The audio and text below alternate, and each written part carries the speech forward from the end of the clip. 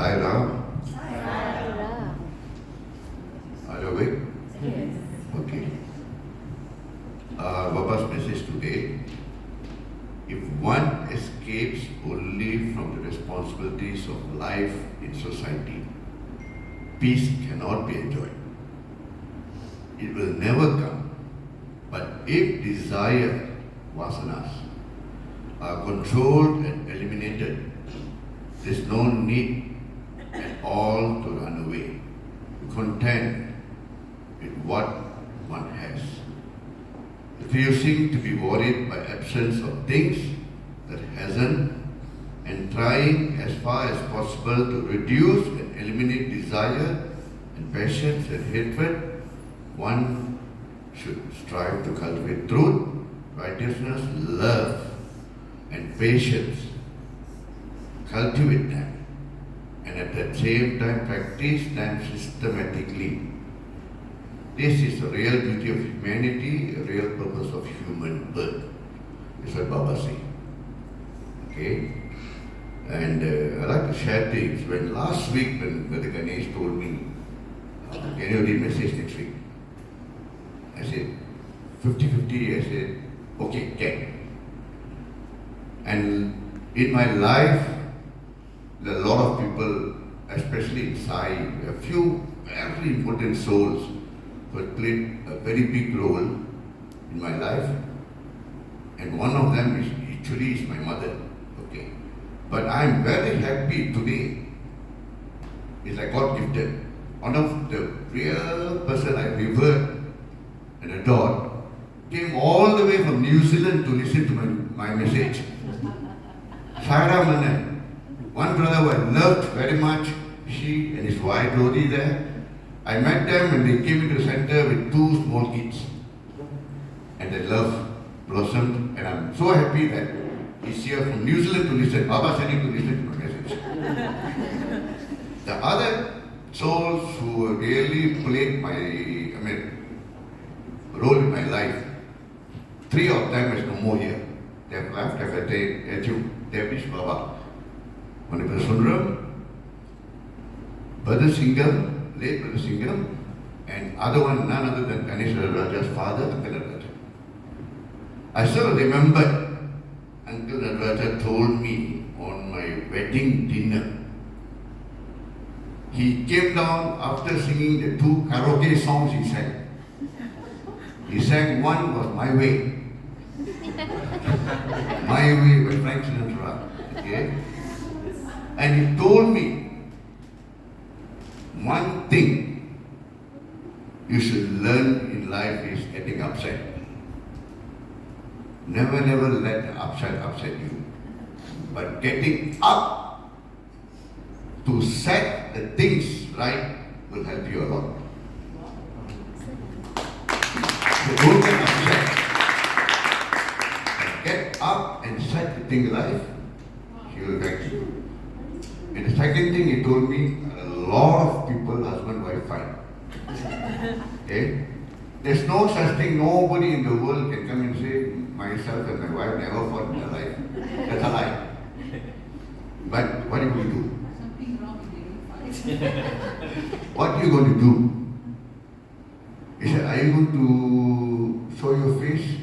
End of the day, whatever fight you do, you sleep the same way. Are you going to face south and she going to face north? No. One simple magic word. I am sorry for what I've done. I know you have not done nothing, but you always have to be sorry. Because the other person is always right. Understand? Okay. Then the other person I still today in my children viewer is my mom. I asked even my children yesterday. They said my party is the greatest party in the world. See, my mom went to India at the age of 7 to study there. She did the schooling there and the PUC. Tamil educated, a typical Tamil lady. But she understands the whole thing, love. I came into Sai movement in 1970. and many of you don't even know who is Sai. I came to know Sai in 1970. How many of you know Sister Nisa? Nisa's husband, now the council chairman, Brother Sugu, we are all childhood friends. We all are Devara Kakis. Kolopila. I used to see Baba in Sister Nisa's husband, Siva Nisa's father's house. We all covered quarters. The father used to pray. That time I was in kindergarten in 1969. Okay, Baba's photo was young. And I used to ask Siva, why your father praying to Jai Shankar? You know the Tamil film actor Jai Shankar? Baba knows the Jai Shankar is there. Why is he praying to the men? Then 1970, the actual movement of Sai came to Kolopila. I believe, to my knowledge, the first Sai movement came to Malaysia was from Kolopila and Malacca. So all of us, Devada people, went into battle because attraction was tambourine. Tambourine drums. Okay. That include the Murali, you know now the vice president of council, Murali was a small boy. Okay. My mother don't believe in Baba. My mother is hardcore Aman follower. My mother has got a family temple in India. Don't believe in Baba. So why are you praying to magicians? But she never stopped me. Never once stopped me going to bed. Okay. The only thing she told me once, love. Can you imagine I'm in Form 3, going for tuition. Okay. That time my father has passed away. Okay. So my mom, everything for me is my mom. I'm taking the bicycle, you know the men's bicycle, in front of the car. I'm carrying a Malay girl. My classmate Malay girl, who had infatuation. Very pretty Malay girl, huh? Going at the traffic light, waiting, going for tuition. Huh? Can you imagine who's crossing the road? My mom and a friend. She just made to know, man, quietly, okay. Never said anything, and tuition came back. Evening, she's watching TV, sitting with my neighbor's house watching TV. Who was also my dear family friend. She just told me once, I don't care as you pick who you marry. I don't care. But as long don't convert. You're born as a Hindu, you die as a Hindu. That's what she told me. Even when I fell in love with my wife, for information, I just celebrated 31 years of marriage on last Tuesday.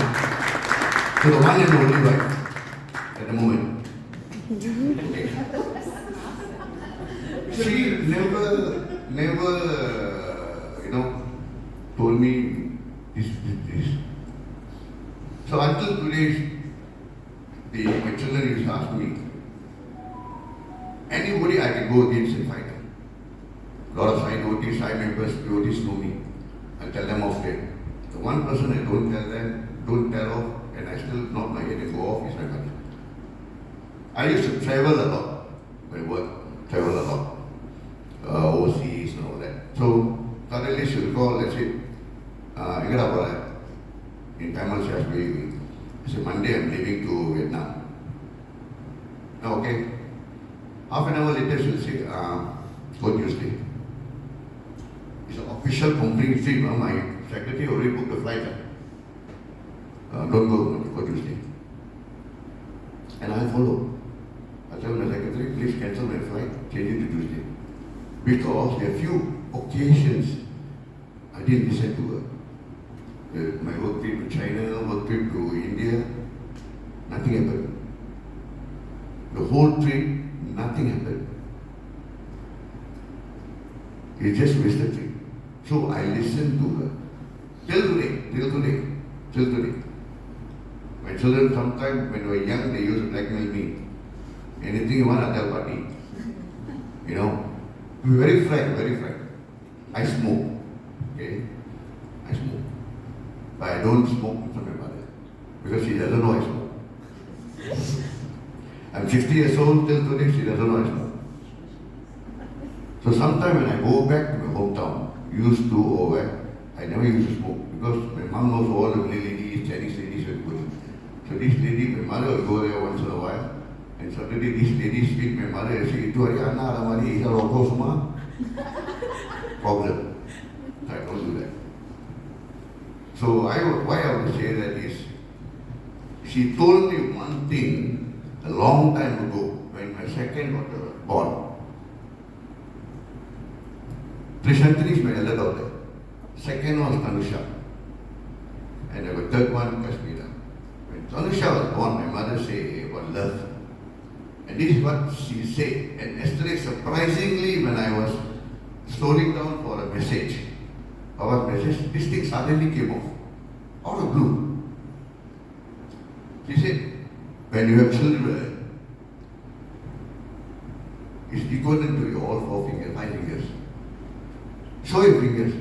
All is it same size? No, correct? This is your children. But you bend down, all are the same size. That's what your love should be. No matter what their height, what is their size, your love should be the same like your hand. And the message says actually all fingers are not in the same plan, but when they are bent, all stands equal.